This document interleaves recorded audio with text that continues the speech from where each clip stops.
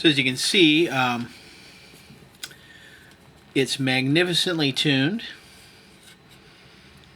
It's made of Spanish cedar. And whoever made this is not a new maker. They definitely have some wonderful skill, not only in the tone, the tuning, and the playability, but their aesthetic is excellent as well. If you look at the bird, a little hard to see, but there's 5 different colors of wood here. 1, 2, 3, 4, and 5. And they've sculpted the bird so that the different color here provides contrast for the bird's head. You know, the beak's a different color now, and you can kind of get a sense of eyes and the top here. Same thing, the tail here. So a lot of attention to detail in this flute. It's I'm 100% sure that this is a bored flute, and the reason I say that is I've obviously had the bird off, and I've looked in there, and I can see a little bit of where the tip of the drill came into the wood in the back. Also, I can't see any seams, although you can join a piece of wood where you can't. I really think this flute is bored. Another thing that indicates that for me is the length of this, and also it's bored here, and then there's a drill hole that comes in here. So the one way it's not a big space in here.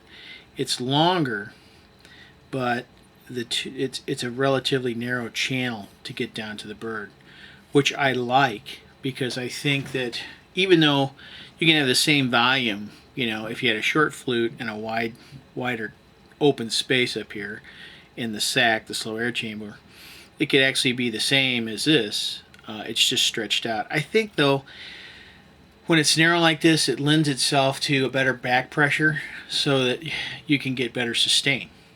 I don't know, it's just my own thought. And then again, I think the flute is turned on a lathe, and the reason I say that is because of how it tapers, you know, and there's a bit of a bulk, and then it tapers down. That's very hard to do if you're just carving or sanding, so I think it was done on a lathe. Plus, I don't see any indication where these rings were inlaid, so I'm thinking that this was cut and this wood was glued in segment in square and then turned round. It's got a heavy finish on it. I'm not sure what it is. And it also has some cutaways here where the finger holes have been, there's a little depression here, which I think is a really nice touch, because if you play half notes, which like I try to do, it helps your finger slide off of the note. And obviously the holes are burned in with a drill, or burned in, not with a drill, but with a burning tool, in order to get that kind of accuracy and tuning. So there's no maker's mark on it, but it really is a lovely instrument, and I've really been enjoying it already. So it's in D sharp.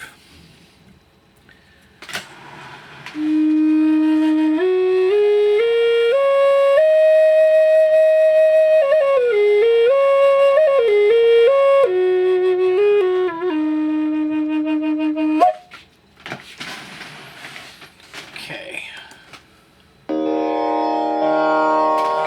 Let's just finish off the review with a little playing, a little sound demo here.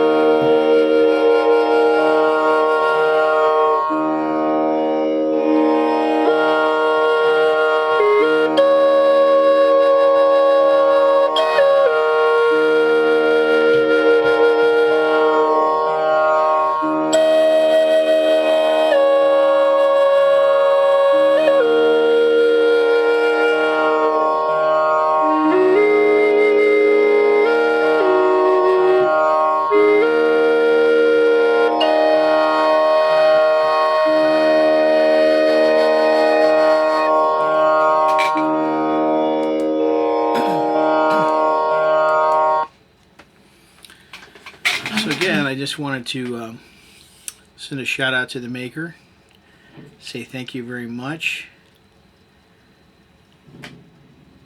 A beautiful flute.